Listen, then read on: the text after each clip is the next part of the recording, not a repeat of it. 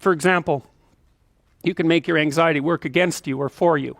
And one of the ways I made a program called the Future Authoring Program that I think helps people do that. Because one of the things you see when you're talking to people and they're trying to solve problems is that they're afraid to face the problem. And so then their anxiety is working against them, and you can think about it as antagonistic to rationality. But then I could say, well, why don't you think for a while about what your life would be like if you didn't face this problem? Because if you think that through, if you have a problem and you really think through what the consequences are going to be in 3 to 5 years of not facing it, then you're going to get more afraid of not facing it than facing it. And that's great, because then your anxiety, instead of standing in front of you, instead of you having a dragon that's guarding the path in front of you, you have one chasing you down the path from behind. That's a lot more useful. And so, that's just a minimal example of the utility of getting your emotions and your thoughts aligned the same way. The same thing happens with aggression. One of the most common reasons that people come and seek psychotherapy really is because they're too agreeable. But what that means is they're not assertive enough. They haven't integrated their capacity for aggression, and so other people can push them around. And they're very conflict avoidant. And so the consequences of that across time is that you don't stand up for yourself well enough, and you get taken advantage of, and that spirals badly downward. And so partly what you do when you're doing assertiveness training with people is you find out what they're angry about. And they're usually angry if they're not assertive enough because other people are taking advantage of them, or you could say because they're not putting their own necessities forward with enough force. It's hard to distinguish between those two things. But anyways, you get them to talk about what they're angry about. That often makes them cry, often many times. And then you get them to kind of envision what they would want to have instead, which they're often afraid to do because people are afraid to think about what they want, because that makes it more clear when they're not getting it, and that's painful, right? Or maybe they're afraid of hoping, so they won't specify a clear aim. But anyways, you get them to think about what they might want instead. You get them to think about the costs of not pursuing that, and then you help them develop strategies for integrating their aggression and with their thinking so that they can come up with a plan to approach the world in a more confident way. So for example, someone might come to me and say, I'm being bullied badly at work. And so then I'll say, well, what are your options? Do you have to put up with it? Well, we'll figure that out, because maybe you do. Maybe you don't have options. But here's how to find out. Get your damn CV together so it's pristine, right? It's ready to go. Get over your fear of a new interview, because people are generally afraid of that.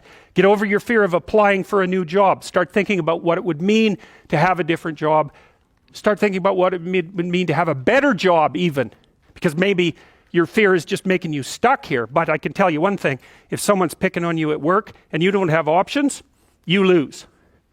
So you get the person to start building a strategy. It's like, okay, if you're going to tell this person to stop, you have to know how to make them stop. And the one thing you need for sure is an option. And if you don't have an option, then maybe we start thinking about the fact that you need some more training or something like that, because you cannot negotiate if you don't have any power. So, because especially if you're dealing with someone who's really out to get you or really disagreeable, if you don't have a leg to stand on, they'll just push you over, and maybe they'll jump on you too, because that's what they're like and they enjoy it anyways. So it's no joke.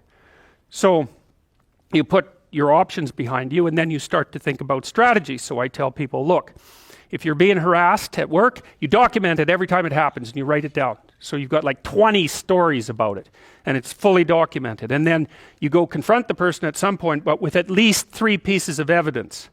And you have some sense of what you tell them about what will happen if they don't stop. So you have to figure out, well, if they don't stop, what are you going to do about it? Leave? Not if you can't leave. So you have to be able to, wield a big stick and speak softly. But you see, that way that's how you take your aggression, which is an absolutely necessary part of your psyche, and manifest it up into a sophisticated means of dealing with the world. You don't just suppress it. You say, well, I should be able to put up with it, or I wish I wasn't so angry, or something. It's like, forget that. That's all that'll happen is your blood pressure will stay high and you'll die of a heart attack, because anger, for example, is a very toxic emotion.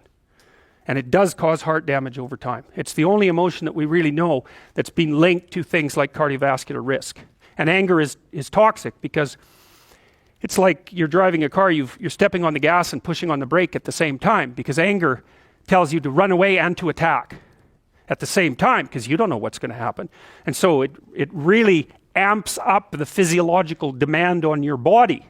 And so if you, including your heart and your musculature. So if you stay like that for like 10 years, you're going to age 20 years. And that's a bad plan.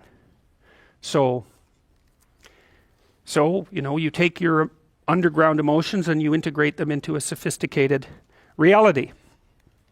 Now, Jung said, so first of all, you unite your mind, your thinking, let's say, with your emotions. So that makes one thing instead of two fighting things. Okay, that's a good one. And then the next conjunction he talked about was, it isn't enough to unite your mind and your emotions. And he thought about that as a male-female pairing symbolically. That's how it would manifest itself sometimes in dreams. So you take the masculine element and the feminine element, the thinking and the emotion, unite those, and that makes you more like one thing. Okay, and now all of a sudden that's represented as symbolically male, that one thing. And it unites with something else that's now represented symbolically female. That's the body. So you take the mind, emotion integration and integrate that in your body. So what does that mean? You act it out instead of just thinking. So there's this philosophical idea called now I'm going to forget what it's called. It's a contradiction in action. There's actually a technical term for it. But that's when you think and believe something, but you don't act it out.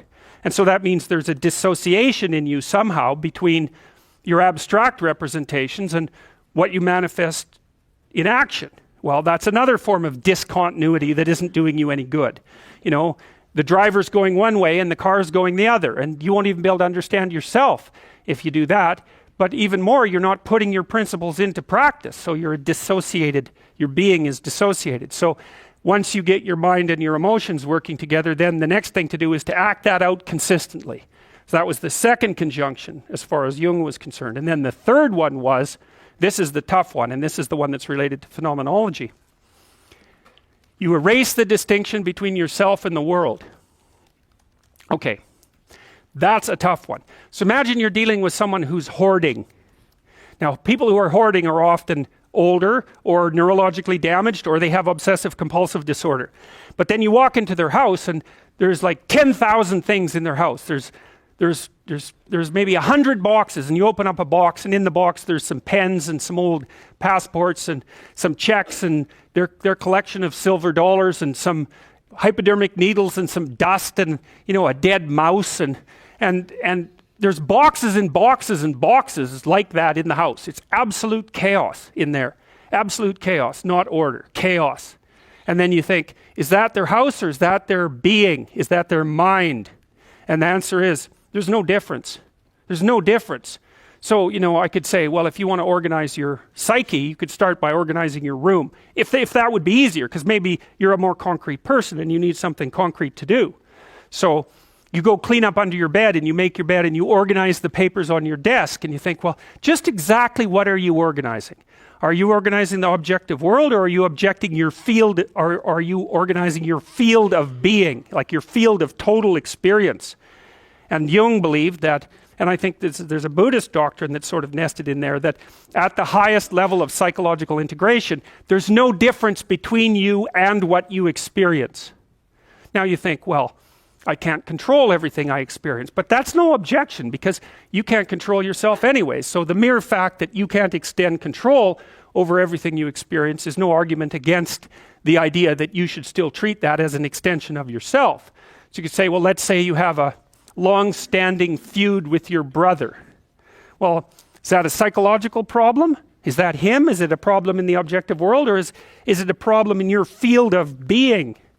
And it's very useful to think that way, because you might ask, what could you do to improve yourself?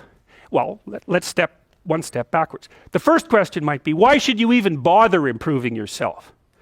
And I think the answer to that is something like, so you don't suffer any more stupidly than you have to. and maybe so others don't have to either. It's something like that. You know, like there's a real injunction at the bottom of it. It's not some casual self-help doctrine. It's that if you don't organize yourself properly, you'll pay for it, and in a big way, and so will the people around you. Now, and you could say, well, I don't care about that, but that's actually not true. You actually do care about that, because if you're in pain, you will care about it. And so you do care about it, even if it's just that negative way, you know. It's very rare that you can find someone who's in excruciating pain who would ever say, well, it would be no better if I was out of this. It's sort of pain is one of those things that brings the idea that it would be better if it didn't exist along with it. It's incontrovertible. So you get your act together so that there isn't any more stupid pain around you than necessary. Well, so then the question might be, well, how would you go about getting your act together? And the answer to that, and this is a phenomenological idea too, it's something like, look around for something that bothers you